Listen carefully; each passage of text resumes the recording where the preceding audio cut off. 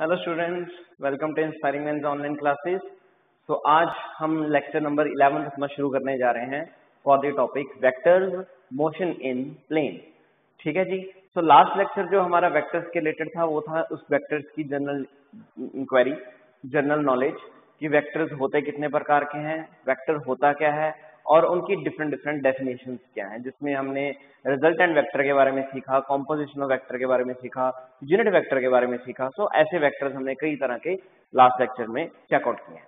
अब अगर हम लास्ट लेक्चर में एक वेक्टर्स की डेफिनेशन की तरफ एक सोचें तो हमने डेफिनेशन लिखी थी कि वेक्टर एक ऐसी क्वांटिटी होती है, वो फिजिकल क्वांटिटीज को वेक्टर क्वांटिटीज बोला जाता है, जिनका मैग्नीट्यूड भी हो, जिनका डायरेक्शन भी हो और जो लॉज ऑफ वेक्टर अलजेब्रा को ओबे भी करें। अब यहाँ पे आके हमें थोड़ी सी दिक्कत हुई थी कि आज तक हमने ऐसे लॉज पढ़े नहीं है, लॉज ऑफ वेक्टर अलजेब्रा। तो मैंने आपको थोड़ी सी बात तो बता दी थी कि लॉज ऑफ वेक्टर अलजेब्रा कुछ लॉज हैं जो वेक्टर्स को ऐड करने के लिए यूज होते हैं। अगर वेक्टर्स को ऐड करना है then we have to go for some laws. ठीक है, उन्हीं लॉज को फॉलो करके ही हम वेक्टर्स को ऐड कर सकते हैं डिफरेंट डिफरेंट सिचुएशंस के अकॉर्डिंगली। तो आज का लेक्चर क्या है? आज का लेक्चर इसी चीज को लेकर डेडिकेटेड है कि आज हम वो लॉ सीखेंगे, रिजल्टेंट निकालना सीखेंगे, एडिशन ऑफ वेक्टर कैसे करनी है वो सीखेंगे। बाकी लेक्चर में आप जैसे बढ़ोगे वैसे वैसे आपको पता लगता जाएगा। तो लॉज ऑफ वेक्टर अलजेब्रा, जब मैं ये वर्ड बोलूंगा तो लॉज ऑफ वेक्टर अलजेब्रा 3 प्रकार के होते हैं। ये मैंने आपको लास्ट लेक्चर में भी बताया था, मैं फिर से बताने जा रहा हूँ। लॉज ऑफ वेक्टर अलजेब्रा, इन्हें हम एडिशन ऑफ वेक्टर्स के नाम से भी बोलते हैं। तो ये टोटल 3 प्रकार के हैं। पहला लॉ जो हमारे पास आता है that is called triangle law, this is first law. Second law is parallelogram law, parallelogram law. दोनों की डिफरेंट डिफरेंट सिचुएशंस हैं। तीसरा लॉ आता है पॉलीगन लॉ। अलग अलग सिचुएशंस के अकॉर्डिंगली अलग अलग लॉ जो है हम यूज कर लेंगे। ठीक है, जैसी सिचुएशन बनेगी वैसा लॉ यहाँ पे यूज होना।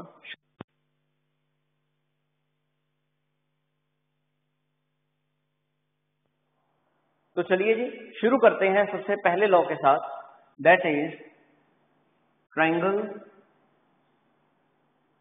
Law.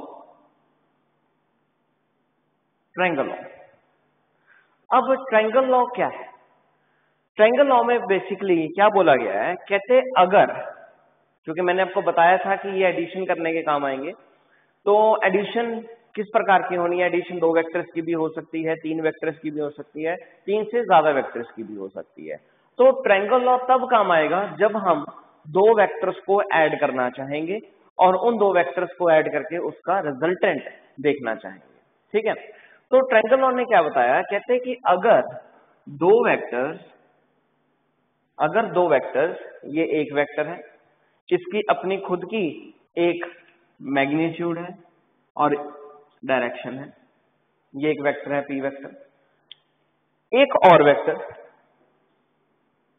This one, this is another vector called Q vector. कहते हैं बाई चांस, क्योंकि इनकी मैग्नीट्यूड भी है और इनकी एक डायरेक्शन भी है, कहते हैं बाई चांस अगर 2 वेक्टर्स की मैग्नीट्यूड तो होगी कोई ना कोई पी और क्यू, इनकी डायरेक्शन भी हो, लेकिन डायरेक्शन कुछ इस प्रकार की हो कि जिस डायरेक्शन में ये वेक्टर मूव कर रहा है उसी डायरेक्शन में ये भी वेक्टर मूव करे।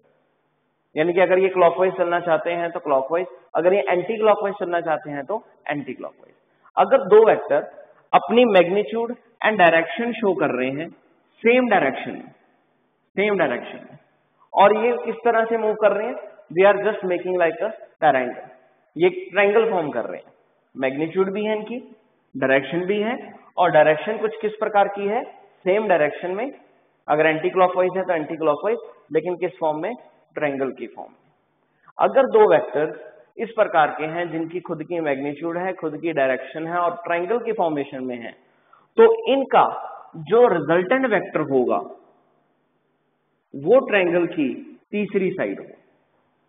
अगर 2 वेक्टर्स कुछ इस प्रकार के बन जाते हैं जिनकी मैग्नीट्यूड भी है, डायरेक्शन भी है, और वो एक ट्रायंगल की 2 साइड्स के द्वारा रिप्रेजेंट करवाए जा रहे हैं सेम डायरेक्शन में, ये देखिए एरोस के ऊपर कॉन्सेंट्रेट कीजिए, सेम डायरेक्शन में, तो इनका जो रिजल्टेंट होगा ये वाला, वो तीसरी साइड के द्वारा रिप्रेजेंट करवाया जाएगा, लेकिन उसकी डायरेक्शन क्या होगी, दैट इज ऑपोजिट साइड। तो ये हमारे पास पहला लॉ जो है शुरू हो जाता है कि अगर दो वेक्टर्स ट्रायंगल की फॉर्म में हो, सेम डायरेक्शन में हो, तो उनका रिजल्टेंट ट्रायंगल की तीसरी साइड के द्वारा रिप्रेजेंट होगा, लेकिन होगा किस डायरेक्शन में, होगा ऑपोजिट डायरेक्शन में। तो अगर किसी भी सिचुएशन बन जाए ऐसी कि दो वेक्टर्स रिप्रेजेंट हो रहे हों, ठीक है, और उनकी डायरेक्शन सेम हो, तो हम क्या करेंगे, तीसरी साइड को क्या मान के चलेंगे, रिजल्टेंट मान के चलेंगे। बस इतना सा ये लॉ समझाने की कोशिश कर रहा है कि दो वेक्टर्स, उनकी अगर डायरेक्शन सेम है तो इसका मतलब जो तीसरा वेक्टर होगा वो ऑपोजिट डायरेक्शन में होगा, और वो क्या होगा, एक रिजल्टेंट होगा। मतलब ऑपोजिट डायरेक्शन वाला क्या है, एक रिजल्टेंट है। तो अब इसकी डेफिनेशन भी कोड कर देते हैं कि ट्रायंगल ऑफ वेक्टर एडिशन क्या कह रहे हैं। तो दिस लॉ स्टेट्स दैट, इसकी स्टेटमेंट थोड़ी सी बड़ी है, तो प्लीज ध्यान से इस स्टेटमेंट को समझने की कोशिश करना, ताकि समझ के याद हो, रट्टा नहीं मारना, समझने के बाद क्लियर हो जाए कि हाँ जी डेफिनेशन में किस प्रकार से लिखनी है। तो this law states that if two vectors represent magnitude and direction, if two vectors represent magnitude and direction by two sides of triangle taken in same direction, then their resultant is represent by the third side of triangle taken in opposite direction. Then the resultant is represented by the third side of triangle taken in opposite direction. तो क्या बोला जा रहा है ये law, कहते कि अगर दो वेक्टर्स जो कि मैग्नीट्यूड एंड डायरेक्शन रिप्रेजेंट करवा रहे हैं ट्रायंगल की दो साइड्स के द्वारा, जिनकी डायरेक्शन क्या रखी गई है, सेम रखी गई है, तो उनका जो रिजल्टेंट होगा वो ट्रायंगल की थर्ड साइड के द्वारा रिप्रेजेंट करवाया जाएगा, लेकिन डायरेक्शन क्या होगी, उसकी डायरेक्शन उसकी ऑपोजिट होगी। तो ये हमारे पास क्या आ गया, this is called the statement of triangle law. तो इस स्टेटमेंट से जो बात सामने आई है वो ये आई है कि इसका मतलब कि दो वेक्टर्स को अगर हम ऐड कर रहे हैं, इन दो वेक्टर्स का एडिशन किसके बराबर हुआ, तीसरे वेक्टर के बराबर हुआ, और वो इन दो वेक्टर्स का क्या होगा, वो इन दोनों वेक्टर्स का रिजल्टेंट होगा। ठीक है, तो इसका मतलब जो थर्ड साइड है वो दो वेक्टर्स का एडिशन का आंसर होगा, और उसकी डायरेक्शन क्या लेनी है, उन दो वेक्टर्स से ऑपोजिट लेनी है। ठीक है जी, तो ये हमारे पास क्या बन गया, एक ट्रायंगल लॉ का फॉर्मूला बन गया, और वो ट्रायंगल लॉ की क्या बन गई, एक स्टेटमेंट बन गई। क्लियर। तो यानी कि अगर वैल्यूज वेक्टर की फॉर्म में दी जाएं, दो वेक्टर्स की फॉर्म में दो वैल्यूज दी जाएं, तो हम क्या बोलेंगे, और वो दो साइड्स के द्वारा रिप्रेजेंट हो रही हैं, तो हम उन दोनों को ऐड कर देंगे और उनका क्या निकाल देंगे, वेक्टर में ही रिजल्टेंट निकाल देंगे। यानी कि यहाँ से बात स्पष्ट हो जाती है कि दो वेक्टर्स को ऐड करना है तो उनको क्या कर दो, सिंपली जैसे ऐड करते हैं यानी कि प्लस करके उनका आंसर निकाल लो। तो ये हमारे पास एडिशन ऑफ वेक्टर का कंसेप्ट बन गया। लेकिन यहाँ पे एक मुसीबत है, ये तो हमने किसकी फॉर्म में आंसर निकाला है, ये हमने आंसर निकाला है वेक्टर की फॉर्म में। यानी कि वेक्टर की फॉर्म में अगर आंसर निकालना हो तो दो वेक्टर्स को ऐड कर दो, पर लेकिन अगर मैग्नीट्यूड निकालना हो, अगर दो वेक्टर्स दिए हुए हैं लेकिन उनकी सिर्फ और सिर्फ मैग्नीट्यूड दी हुई है, वेक्टर की फॉर्म में नहीं आंसर दिया हुआ, किसकी फॉर्म में दिया हुआ आंसर, मैग्नीट्यूड की फॉर्म में दिया हुआ है। समझने की कोशिश कीजिए, वेक्टर की फॉर्म में आंसर दिया होगा तो किसकी फॉर्म में दिया होगा, आई कैप प्लस जे कैप प्लस के कैप, फिर उनको तो हम डायरेक्टली ऐड कर देंगे। कि आई कैप अगर यहाँ पे हुआ 2 आई कैप तो हम बोल देंगे i cap plus 2 i cap that becomes equal to 3 i cap. ये तो सीधा डायरेक्टली ऐड हो जाएंगे, ये हमने स्टेटमेंट के द्वारा और इस फॉर्मूले के द्वारा कर सकते हैं। लेकिन अगर वैल्यू मैग्नीट्यूड की फॉर्म में हो कि पी वेक्टर की वैल्यू कितनी है, मतलब पी वेक्टर की मैग्नीट्यूड की वैल्यू कितनी है 45 और इस क्यू वेक्टर की मैग्नीट्यूड की वैल्यू कितनी है 21, तो फिर हम ऐड कैसे करेंगे? तो फिर हम ये नहीं बोल सकते कि इन दोनों वैल्यूज को डायरेक्टली ऐड कर दीजिए कि 45 प्लस 21, नो, ये हम नहीं कर सकते। इसके लिए हमें एक स्पेसिफिक फॉर्मूला अलग से डिराइव करना पड़ेगा, specially to apply the triangle law but to find the answer in the form of magnitude. अब एक बात तो यहाँ पे क्लियर हो जाती है कि ये जो दो वेक्टर्स हैं, क्योंकि इन दोनों की कोई ना कोई डायरेक्शन है, दैट मीन्स कि ये दोनों वेक्टर्स किसी ना किसी एंगल पे पड़े होंगे। यानी कि मैं ये एंगल की बात अब क्यों कर रहा हूं, क्योंकि जब हम वेक्टर्स की मैग्नीट्यूड का एडिशन करेंगे तो वहां पे हम ऐड डायरेक्टली नहीं करेंगे, हम ऐड करेंगे विद रिस्पेक्ट टू एंगल। यानी कि हमारा फॉर्मूला जो हम डिराइव करने जा रहे हैं वो कुछ इस प्रकार का होगा जिसमें मैग्नीट्यूड का भी हिस्सा होगा, जिसमें एंगल भी रिप्रेजेंट होगा कि दो वेक्टर्स के बीच में एंगल है कितना, ताकि ट्रायंगल लॉ सही तरीके से अप्लाई हो सके। आपके माइंड में भी क्वेश्चन आया होगा कि सर हमें कैसे पता लगेगा कि दो वेक्टर्स ट्रायंगल की फॉर्म में हैं? तो आपको बिल्कुल सही पता लग जाएगा कि जब दो वेक्टर्स के बीच में एंगल मोर देन 90 डिग्री हुआ तो वो ट्रायंगल फॉर्मेशन बननी मुश्किल हो जाएगी। तो दो वेक्टर्स के बीच में जब एंगल लेस देन 90 डिग्री है या 90 डिग्री के बराबर है तो वो ट्रायंगल फॉर्मेशन बड़ी अच्छी बन सकती है। दैट मीन्स वहां पे आपको पता लग जाएगा कि आपने ट्रायंगल लॉ अप्लाई करना है। तो मैग्नीट्यूड ढूंढनी है, ठीक है, लेकिन उसमें क्या यूज होगा? एंगल भी यूज होगा। कैसे? आ जाइए आगे शुरू करते हैं रिलेशन की तरफ। इसे हम बोलते हैं एनालिटिकल मेथड। इसका नाम क्या है? Analytical method to find the magnitude and direction. Triangle law के लिए ही analytical method to find magnitude and direction. Analytical method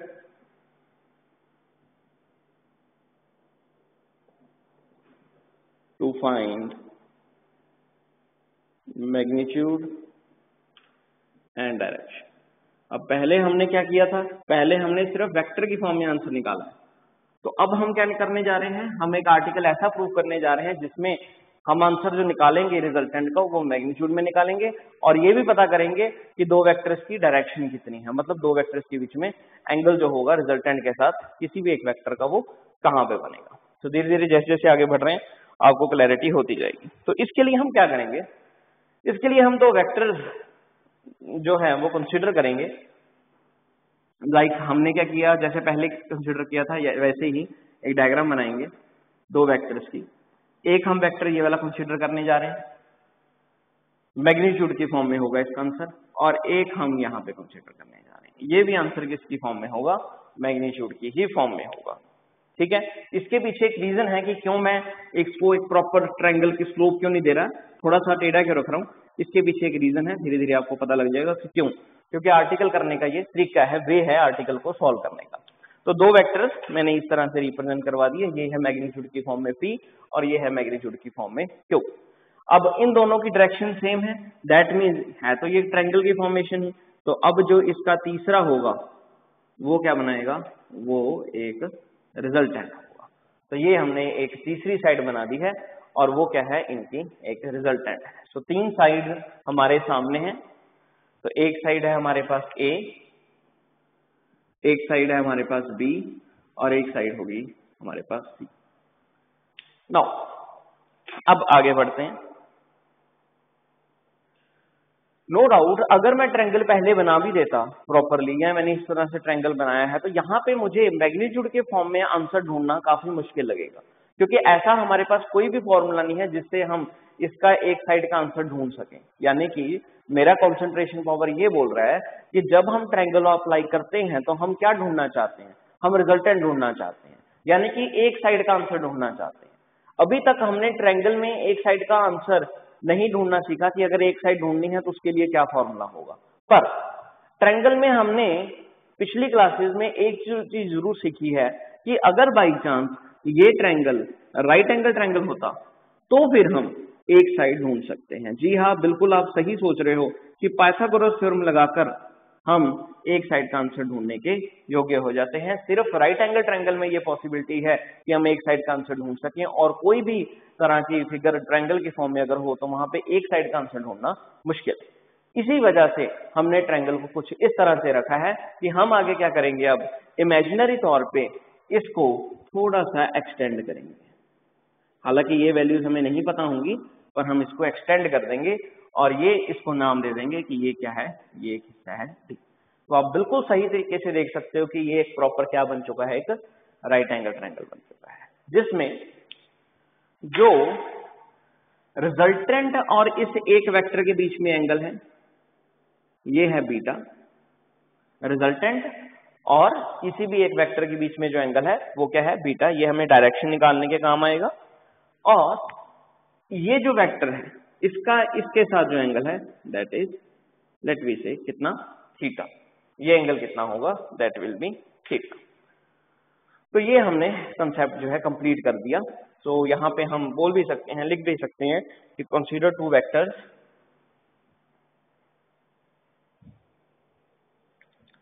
consider two vectors having value P and Q whose resultant is R. So पहला part, अगर हम इसमें resultant का magnitude ढूंढना चाहते हैं, to find magnitude of resultant, तो हमें क्या करना पड़ेगा। सो मैग्नीट्यूड ढूंढने के लिए हमें क्या करना पड़ेगा, तो what we will do, we will take this triangle A D and C, पूरी की पूरी राइट एंगल ट्रायंगल हम कंसीडर कर लेंगे in triangle A D and C. ये सारी राइट एंगल ट्रायंगल हम कंसीडर कर लेंगे। इसमें हम पाइथागोरस थ्योरम जो है वो लगानी शुरू कर देंगे। तो अकॉर्डिंग टू पाइथागोरस थ्योरम क्या होगा, पाइथागोरस थ्योरम के अकॉर्डिंगली ये हमारे पास क्या होगा, एक हाइपोटेनस। ये एंगल है तो इसके सामने वाला परपेंडिकुलर, और ये हमारे लिए क्या होगा, एक बेस होगा। तो according to Pythagoras theorem we can say that AC square equal to CD square plus AD square। AC का स्क्वायर किसके बराबर होगा, CD स्क्वायर प्लस AD का स्क्वायर। तो AC एक तरफ, ये किसके बराबर आ गया, रूट, स्क्वायर जाएंगे तो उधर रूट आएगा, CD का स्क्वायर प्लस AD का स्क्वायर। ठीक है जी, स्क्वायर हटाया तो रूट दूसरी तरफ चला गया। नाउ अब हम ये देखते हैं कि हमें कौन कौन सी वैल्यूज पता है। क्या हमें AC पता है, बिल्कुल। AC की वैल्यू कितनी है, R, मैग्नीट्यूड की फॉर्म में। क्या हमें CD पता है, बिल्कुल भी नहीं, CD की वैल्यू हमें पता नहीं। क्या हमें AD पता है, बिल्कुल भी नहीं, AD की वैल्यू भी नहीं पता हमें। पर AD के बारे में इतना जरूर पता है कि AD को मैं दो पार्ट्स में डिवाइड कर सकता हूं, AB प्लस BD, ताकि AB की वैल्यू तो एटलीस्ट पता हो, BD की वैल्यू ढूंढी जा सकती है। तो हम क्या कर देंगे, हम AD को दो हिस्सों में डिवाइड कर सकते हैं। तो AC is equal to root CD square, AD को दो हिस्सों में डिवाइड कर देते हैं, AB प्लस BD का होल स्क्वायर। लीजिए, ये काम हमारा सबसे पहला स्टेप था जो हमने कंप्लीट कर लिया, जिसमें हमें वैल्यूज के बारे में अब रिक्वायरमेंट है कि CD की वैल्यू एक नहीं पता हमें, और एक हमें BD की वैल्यू नहीं पता। अगर ये पता लग जाए तो हमारा काम काफी आसान हो सकता है। तो ये वैल्यू भी पता लग सकती हैं, लेकिन मैं चाहता हूं कि थोड़ा सा वेरिएबल के फॉर्म में इस आर्टिकल को और आगे बढ़ाएं, क्योंकि हम ये दिख रहा है कि AB प्लस BD का यहाँ पे क्या है, होल स्क्वायर है। तो ये क्या बन रहा है, इस तरह से A प्लस B का whole square that is equal to A square plus B square plus 2AB। ये एक फॉर्मूला बन रहा है इक्वेशन का।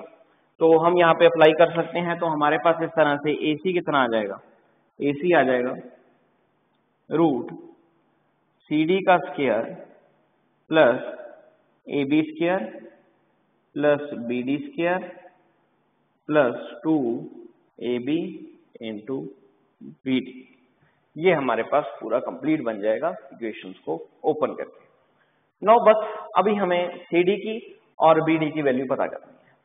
अब CD और BD की वैल्यू कैसे पता लग सकती है, अब ये सोचना है। तो देखिए ध्यान से, इसमें भी हमें जो हमने पार्ट एक्सटेंड किया है, ये ब्लू कलर वाला जो पार्ट हमने एक्सटेंड किया है, ये हमारे लिए काफी हेल्पफुल होगा। हम इसका इस्तेमाल करेंगे सिर्फ इतने पार्ट का, जो पार्ट हमने एक्सटेंड किया है। कारण क्योंकि ये पार्ट भी अपने आप में क्या बन रहा है, एक राइट एंगल ट्रायंगल बन रहा है, जिसमें ये वाला जो है ये एक एंगल है, दैट इज कॉल्ड थीटा, और एक साइड हमें इसमें पता है दैट इज क्यू। तो यहाँ पे हम पाइथागोरस थ्योरम नहीं लगाएंगे, यहाँ पे हम अलग चीज करेंगे। वो क्या, इसमें हम बेसिकली सबसे पहले ये ट्रायंगल कंसीडर करते हैं। इस इक्वेशन को हम फर्स्ट इक्वेशन मान लेते हैं अपने लिए, फिर थोड़ा सा इसको पॉज पे डालते हैं और इनकी वैल्यू ढूंढने की कोशिश करते हैं। किसको कंसीडर करके, इस ट्रायंगल को कंसीडर करके, और ये ट्रायंगल क्या है, that is CB and D। ये ट्रायंगल हम कंसीडर करते हैं। अब इस ट्रायंगल में सबसे पहले हम ट्रिग्नोमेट्रिक फंक्शन जो है अप्लाई करना शुरू करेंगे, क्योंकि दो ही है राइट एंगल ट्रायंगल से, या तो ट्रिग्नोमेट्रिक फंक्शन की तरफ जाया जा सकता है या पाइथागोरस थ्योरम की तरफ जाया जा सकता है। तो यहाँ पे हम ये ट्रायंगल कंसीडर करके ट्रिग्नोमेट्रिक फंक्शन की तरफ मूव करते हैं। तो सबसे पहले हम फॉर्मूला लगाएंगे साइन थीटा। तो जाहिर सी बात है कि एंगल ये वाला है थीटा, तो एंगल के सामने वाला परपेंडिकुलर, साइन थीटा होता है परपेंडिकुलर ओवर हाइपोटेनस। तो साइन थीटा कितना आ गया हमारे पास, CD ओवर BC। CD हमें पता नहीं है, लेकिन BC के बारे में पता है। BC किसके बराबर है, that is equal to Q। तो यहां से हमारे पास क्लियर हो गया कि CD किसके बराबर है, Q साइन ऑफ थीटा। ये पहला स्टेप हमारा क्लियर है, इसे हम बोल देते हैं कि ये सेकंड नंबर इक्वेशन है। फिर क्योंकि ये हमने क्यों कंसीडर किया, क्योंकि मुझे पता लग गया था एक तरह से, मैंने सोचा कि अगर CD ढूंढना है तो CD एक तरह से परपेंडिकुलर है, तो ट्रिग्नोमेट्रिक फंक्शन वही यूज किया जा सकता है जो परपेंडिकुलर में हो। तो वो दो ही थे, या तो साइन या टैन। टैन यूज करता तो परपेंडिकुलर ओवर बेस आता, ना तो परपेंडिकुलर पता था ना बेस पता था। अगर साइन यूज किया तो एटलीस्ट एक वैल्यू तो पता थी, हाइपोटेनस, तो उसके जरिए हमने ये CD का आंसर निकाल लिया। फिर हम अगला ट्रिग्नोमेट्रिक फंक्शन यूज कर सकते हैं, दैट इज कॉस थीटा। कारण क्योंकि हमें किसकी वैल्यू चाहिए, BD की, और BD क्या है, एक बेस है। तो बेस के लिए एक ही फॉर्मूला है, that is about cos theta.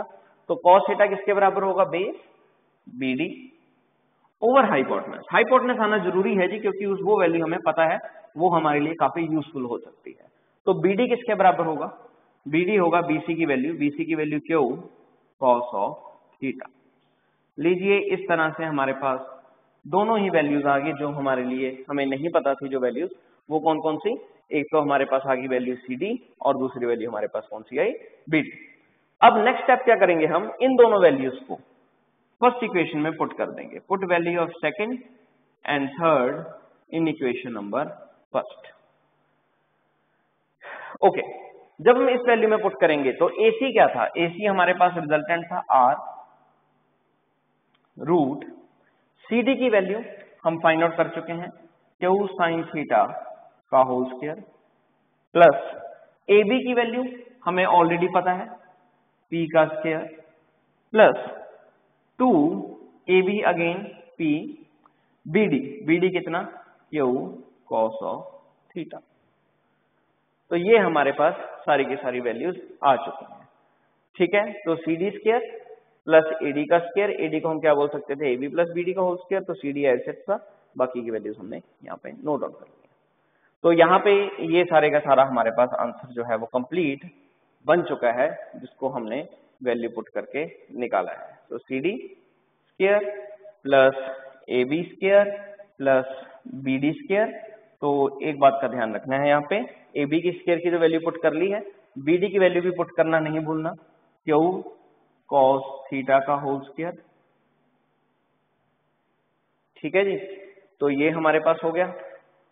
फिर साथ में क्या है, 2AB BD, तो ये हो जाएगा plus 2P into Q cos of theta. तो ये सारी की सारी वैल्यूज हैं जो हमारे पास क्रिएट हो चुकी है। ठीक है बच्चों, तो यहाँ पे अब हमें आगे बढ़ना है कि आगे हम अपने रिलेशन को कैसे बढ़ा सकते हैं। अब आगे बढ़ने के लिए नो डाउट ये क्या बन चुका है, अब हमारे पास resultant R Q square sine square theta plus p square plus q square cos square theta plus 2pq cos of theta. अब हमें यहाँ पे सही तरीके से पता लग रहा है कि Q square sine square theta Q square cos square theta में से क्यू स्क्वायर कॉमन निकल सकता है। ठीक है जी। तो जब रिजल्टेंट तो ऐसे ही रहेगा इज इक्वल टू रूट, यहां से हमने क्या किया, क्यू स्क्वायर कॉमन निकाला तो पीछे क्या बचा हमारे पास, sine square theta plus cos square theta, ये बच गया, प्लस बाकी फैक्टर वहीं के वहीं p square plus 2pq cos of theta. तो जब यहां से क्यू स्क्वायर कॉमन निकाला तो पीछे क्या बचेगा, sign square theta plus cos square theta. तो यहां तक हमारा जो है कंसेप्ट वो कंप्लीट हो जाता है इसी के साथ। अब हमें एक कंसेप्ट और पता है छोटा सा, वो क्या, वो ये कि sign square theta plus cos square theta की एक वैल्यू होती है। Sign square theta plus cos square theta की एक वैल्यू होती है, वो क्या कि जो sign square theta plus cos square theta होते हैं वो हमेशा 1 के बराबर। Sign square theta plus cos square theta हमेशा किसके बराबर होता है, 1 के बराबर होता है। ये ट्रिग्नोमेट्रिक फॉर्मूला है, ट्रिग्नोमेट्री के अंदर sine square plus cos square theta का सम। तो sign square theta plus cos square theta का सम हमेशा किसके बराबर होगा, 1 के बराबर होगा। और यहाँ पे भी हमारे पास क्या आया, sign square theta plus cos square theta, तो इसको हम क्या नाम दे सकते हैं, 1 बोल सकते हैं। तो पीछे क्या बचेगा, अगर ये वैल्यू 1 कर दें तो r is equal to root q square plus p square plus 2pq cos of theta. Rewrite it again, तो रिजल्टेंट का आंसर आ जाएगा हमारे पास p square plus q square plus 2pq cos of theta, where what is this theta, theta is the angle between, this is the angle between two vectors. ये angle किसके बीच में है, ये एंगल दो वेक्टर्स के बीच में है। कौन सा angle, that is the angle theta. Theta is the angle between two vectors. Clear है जी। तो जब भी दो वेक्टर्स दिए जाएंगे, यानी कि मैंने आपको जब आप ट्रायंगल कर रहे थे तब भी मैंने आपको बताया था कि P और Q के बीच में जो एंगल है वो क्या है, थीटा है। तो दो वेक्टर्स के बीच में जो एंगल होता है वो क्या होता है, थीटा। तो अगर दो वेक्टर्स रिप्रेजेंट कर रहे हैं, फॉर एग्जांपल हमारे पास दो वेक्टर्स हैं, let me take the example, these are the two vectors same direction में, तो पहचान आ गई कि ये दो वेक्टर्स हैं।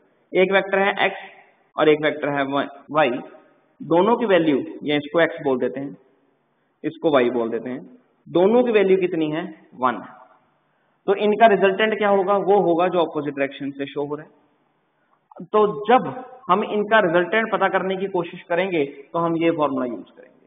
हम यहाँ पे क्या बोलेंगे, हम बोलेंगे रिजल्टेंट इज इक्वल टू, एक वेक्टर कौन है x स्क्वायर, दूसरा कौन सा y square plus 2xy cos of theta. ये काम करना होगा। x की वैल्यू कितनी है, 1, y की वैल्यू कितनी है, 1 प्लस 2, 1 इंटू 1, थीटा क्या है, एंगल बिटवीन टू वेक्टर्स, इन दोनों के बीच का एंगल, वो कितना, that is cos of angle 90 degree. तो जब cos 90 की वैल्यू पुट की तो क्या होगा, cos 90 होता है 0, तो इस कारण ये फैक्टर भी 0 हो गया। आंसर रिजल्टेंट में कितना आ गया, 1 + 1 दैट इज इक्वल टू √2। तो इनका रिजल्टेंट किसके बराबर, √2। तो ये काम करना होता है कि जब दो वेक्टर्स आ जाएं, उन दोनों के बीच का एंगल होगा जो थीटा, वो उसकी वैल्यू पुट करोगे और दोनों की वैल्यूज तो इसमें पुट करनी है। एक वेक्टर होगा P, दूसरा होगा Q, ठीक है, बाकी दोनों के बीच का एंगल। क्लियर है बच्चे। तो ये हमारे पास कॉन्सेप्ट यूज हो रहा है किसके लिए, to find out the magnitude. Now the next step is to find out the direction. अब हमें क्या पता करना है, अब हमें इनकी डायरेक्शन पता करनी है कि इनकी डायरेक्शन क्या होगी। तो डायरेक्शन किसके लिए, डायरेक्शन देखनी है रिजल्टेंट के अकॉर्डिंग। जब हम दो वेक्टर्स के मैग्नीट्यूड ढूंढ रहे हैं रिजल्टेंट के लिए, तो डायरेक्शन भी किसकी ढूंढेंगे, रिजल्टेंट की ही ढूंढेंगे। क्योंकि दो वेक्टर्स की जो डायरेक्शन है वो तो एंगल ने वैसे ही बता दी, शुरू में जो एंगल आया था दोनों वेक्टर्स की वैल्यू बता के, तो दोनों वेक्टर्स कहाँ कहाँ पे पड़े हैं ये तो हमें पहले क्वेश्चन से ही पता लग जाएगा। तो डायरेक्शन किसकी देखनी होगी, अब रिजल्टेंट की देखनी होगी कि रिजल्टेंट कहाँ पे पड़ा है। तो डायरेक्शन अगर फिजिक्स में देखनी होती है तो एंगल का सहारा लिया जाता है, ये मैंने आपको पहले भी बताया। तो अब भी जब हम डायरेक्शन देखेंगे रिजल्टेंट की तो हम क्या चेक करेंगे, एंगल चेक करेंगे, और एंगल हमने पहले ही मार्क कर दिया है, दैट इज एंगल बीटा। तो आज टास्क क्या है, टास्क है कि अब हमें बीटा की वैल्यू पता करनी है। ठीक है जी, तो इसमें अब हम क्या पता करना चाह रहे हैं, डायरेक्शन के बारे में पता करने जा रहे हैं कि डायरेक्शन क्या होगा। तो डायरेक्शन जब भी आपको फिजिक्स में ढूंढनी हो, याद रखिएगा, जैसे मैंने आपको स्लोप के लिए बताया था कि स्लोप अगर ढूंढनी है तो कौन सा ट्रिग्नोमेट्रिक फंक्शन यूज होगा, tan।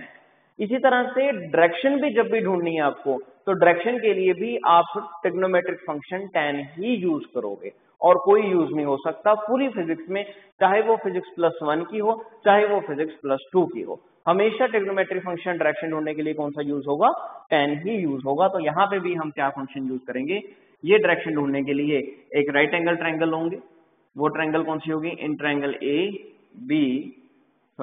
Triangle A C and D, और यहाँ पे हम ट्रिग्नोमेट्रिक फंक्शन लगाएंगे, दैट इज tan बीटा, ये बीटा। तो बीटा के सामने वाला एंगल जो है वो परपेंडिकुलर साइड जो है, that is perpendicular, tan beta का formula that is equal to perpendicular over base. तो परपेंडिकुलर आ गया CD, और बेस कितना आया, that is complete CD over AD। लेकिन मुसीबत वही है कि हमें किसकी वैल्यू नहीं पता, हमें AD की कंप्लीट वैल्यू नहीं पता। तो हम इसको दो हिस्सों में डिवाइड कर सकते हैं, AB प्लस BD। तो tan बीटा किसके बराबर हो गया, CD over AB plus B। This is what you have to do, किसके लिए, डायरेक्शन को ढूंढने के लिए कौन सा ट्रिग्नोमेट्रिक फंक्शन tan लगाकर उसका डायरेक्शन जो है आप ढूंढ सकते हो किसी भी तरह के रिजल्टेंट को फाइंड आउट करने के लिए। तो लीजिए अब क्या है, अब हमें CD और AB और BD की वैल्यू पता करनी है। तो ये हम ऑलरेडी पता कर चुके थे कि जो CD की वैल्यू है वो हमने पहले पता की है जब हमने cos थीटा का फॉर्मूला लगाया था, छोटा सा वो ट्रायंगल लेकर, तो वो ऑलरेडी फाइंड आउट है, आपने लिखा भी होगा। तो वो कितना होता है, that is equal to Q sin theta, ये होगी CD की वैल्यू, ओवर AB हमें ऑलरेडी पता है कितना है, P प्लस BD भी हमने ढूंढ लिया था, that is equal to Q cos of theta. लीजिए आपको CD की वैल्यू भी पता है Q sin थीटा, और आपको BD की वैल्यू भी पता है, that is equal to Q cos of theta. So this is the resultant of this is the direction of the resultant with the help of tan beta. और अगर beta देखना हो, जैसे मैंने एंगल लिखवाया था थीटा, वो क्या था, ये इसमें बड़ी कंफ्यूजन रहती है कि कौन सा एंगल कहाँ पे यूज करना है। तो थीटा एंगल किसके बीच में था, बिटवीन दी टू वेक्टर्स, जो वैल्यूज थी उनके बीच में, और ये बीटा एंगल किसके बीच में होगा, between the resultant, this is the angle between the resultant and vector, किसी भी एक वेक्टर एंड रिजल्टेंट के बीच में जो एंगल होगा वो कौन सा होगा, दैट इज बीटा। तो अगर कभी क्वेश्चन में ये दिया जाए कि एंगल 60 डिग्री है between the resultant and the vector, तो आप सीधा बीटा की वैल्यू क्या पुट करोगे, 60 डिग्री पुट करोगे, ताकि बाकी आंसर जो है वो निकाल सको।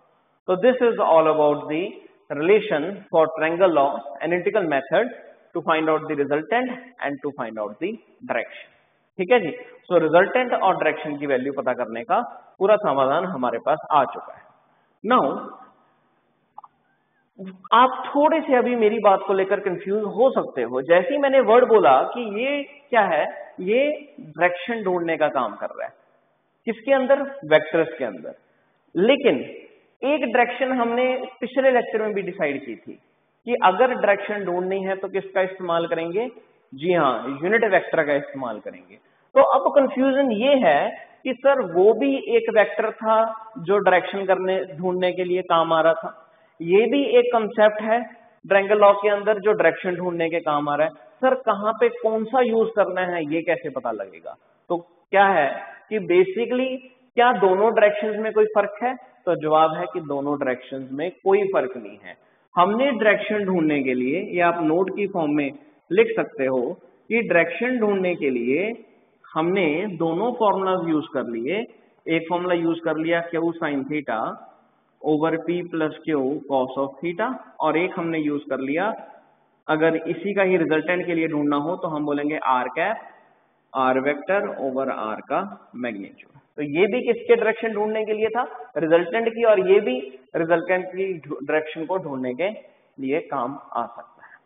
ठीक है, और दोनों में कोई फर्क नहीं है, दोनों एक ही बातें, दोनों में कोई फर्क नहीं है। देखिए कैसे, मान लीजिए मैं इमेजिन करके चल रहा हूं कि मेरे पास दो वेक्टर्स हैं, फिर से वही बात, दो वेक्टर्स हैं, एक वेक्टर है हमारे पास x, एक वेक्टर है y, x की वैल्यू भी 1 और y की वैल्यू भी 1। ओके, सो इन दोनों का रिजल्टेंट रिप्रेजेंट हो रहा है कुछ इस तरह से, that is by resultant r। अब हमें इस रिजल्टेंट की वैल्यू पता करनी है कि इस रिजल्टेंट की वैल्यू कितनी होगी। ठीक है, यानी कि हमें इस रिजल्टेंट की डायरेक्शन पता करनी है। तो देखिएगा, जब हम डायरेक्शन ढूंढने का काम करेंगे तो सबसे पहले हम tan बीटा के लिए पता करते हैं। तो tan बीटा क्या है, tan बीटा पूरे का पूरा डायरेक्शन ढूंढने के काम आ रहा है। तो अगर tan बीटा का आंसर और r कैप का आंसर सेम आ जाता है तो हम मान सकते हैं कि इसका मतलब ना तो tan बीटा में कोई फर्क है, ना r कैप में कोई फर्क है। जब मर्जी जो मर्जी यूज करो, दोनों ही एक तरह से इसलिए वाजिब है। डिपेंड करता है वैल्यूज कैसी दी है, अगर एंगल दिया है तो tan बीटा यूज कर लेंगे, अगर वेक्टर दिया है तो r कैप यूज कर लेंगे। ठीक है जी, दोनों एक ही बातें हैं, लेकिन कब, अगर इन दोनों का आंसर सेम आ जाता है। तो पहले tan बीटा ढूंढते हैं कि tan बीटा का आंसर कितना आ रहा है। तो tan बीटा के लिए सबसे पहले हमें वैल्यू चाहिए q की। q का काम यहाँ पे कौन कर रहा है, x कर रहा है। तो x की वैल्यू कितनी है यहाँ पे 1। तो पहले हम इसको फॉर्मूले को इसके अकॉर्डिंगली चेंज कर दें, क्या लिखेंगे, x sin theta over y plus x cos of theta. ठीक है जी, ये काम करना है। अब थीटा क्या होता है, मैंने बताया था, थीटा क्या है, एंगल बिटवीन टू वेक्टर्स। तो दो वेक्टर्स कौन कौन से हैं, एक x और एक y, इन दोनों के बीच में एंगल आपको बिल्कुल सही दिख रहा है, दैट इज 90 डिग्री। लीजिए वैल्यू पुट करते हैं, tan बीटा, x का आंसर कितना है 1, साइन एंगल 90 डिग्री, y का एंगल कितना है 1, y की वैल्यू 1, x की वैल्यू 1, cos ऑफ एंगल कितना 90 डिग्री। ये वैल्यू पुट कर दी। अब cos 90 कितना होता है, cos 90 होता है 0, sin 90 कितना होता है, दैट इज 1। तो tan बीटा कितना आ गया, लीजिए 1 over 1 that is equal to 1। So we can say that tan beta का आंसर कितना आ रहा है, tan बीटा का आंसर 1 आ रहा है। ये बात तो यहाँ पे क्लियर हो जाती है कि tan बीटा का आंसर कितना आ रहा है, दैट इज 1। अब r कैप का आंसर कितना आएगा, ये चेक करें। तो r कैप का आंसर निकालने के लिए सबसे पहले हमें ये देखना पड़ेगा कि r वेक्टर कितना है, r वेक्टर कितना है। तो r वेक्टर कितना है जी, ये देखने के लिए अब क्या है, इसको वेक्टर फॉर्म में चेंज करते हैं। तो r वेक्टर कितना आ गया, ये x एक्सिस है तो लिख देंगे xi कैप, प्लस ये y एक्सिस है तो इसको हम लिख देंगे yj कैप। हालांकि दोनों के आंसर हमें पता है 1 1 है, तो इसको हम i cap plus j cap भी लिख सकते हैं। तो ये हमारे पास क्या है, r वेक्टर का आंसर है। क्लियर, तो r कैप ढूंढना है, r कैप कितना आ गया, i cap plus j cap over r का मैग्नीट्यूड। r का मैग्नीट्यूड मतलब क्या है, आप क्या कर निकालोगे, यहाँ पे रिजल्टेंट निकालोगे। ठीक है, रिजल्टेंट कितना, √1 का स्क्वायर प्लस 1 का स्क्वायर, ये कितना आ गया, i cap plus j cap over 1। तो ये हमारे पास क्या आ गया, r cap is equal to i cap plus j cap. अब i cap plus j cap किसकी फॉर्म में आया है, वेक्टर की फॉर्म में, लेकिन हम डायरेक्शन किसकी फॉर्म में फाइंड आउट करना चाहते हैं, मैग्नीट्यूड की फॉर्म में। और अब आप क्या कीजिए, ये √1 स्क्वायर प्लस 1 स्क्वायर कितना आ गया, √2 आ गया। ये कितना आ गया आपके पास, √2, ये हमारे पास √2 है।